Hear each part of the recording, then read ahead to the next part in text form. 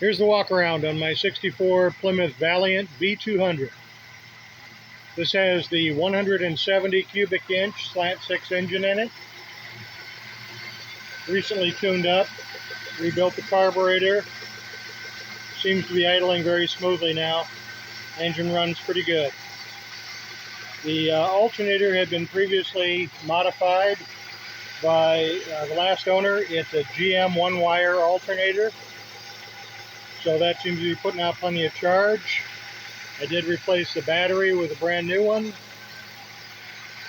The previous owner had a exhaust system that came up through the firewall, through the fender, exited out right here like a big smokestack. And I went ahead and had that replaced at Muffler Man number 50 in Waterford, and they did a terrific job. And I now have a nice normal exhaust of the sort you might expect on any kind of passenger car. It's nice and quiet. Moving around the car, as you can see, it has a lot of what they call patina. And you might also notice that there's some rusted out areas that have been replaced with license plates. That is, I guess, some sort of a hot rod kind of thing that people did at one time. So I'll be doing some body work on that, try to get that cleaned up. This has the 904 transmission in it. It's push button.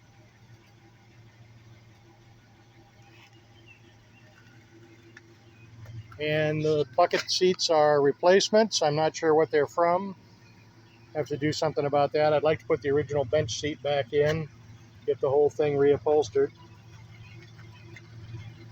Had to replace the gas cap. The previous owner had sort of manufactured an industrial looking contraption that worked very well, but really wasn't what I wanted. Move back to the back here. Got a nice little exhaust note now. You might notice that those taillights, well, at one point or another, they got a little melted, sort of caved in. They're going to have to be replaced, but not the easiest things in the world to replace. We'll get it done, though. Also, at some time or another in the past, this thing had I believe, a CB radio. Doesn't have that anymore. 13-inch wheels and tires. They look pretty small on this car. I'd like to go with some 14 inches. Notice the hood's got some surface rust on it. But all in all, the vehicle does not have a lot of rust. Just surface rust. That can be handled. Not a lot of rust through. It's in good shape.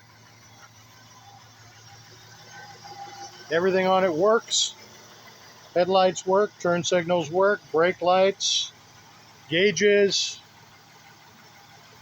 Everything seems to be doing just what it's supposed to do. So really now I can drive it and enjoy it and get started doing some of the body work, make it look a little bit better. So there you have it, first walk around, 1964 Valiant V200.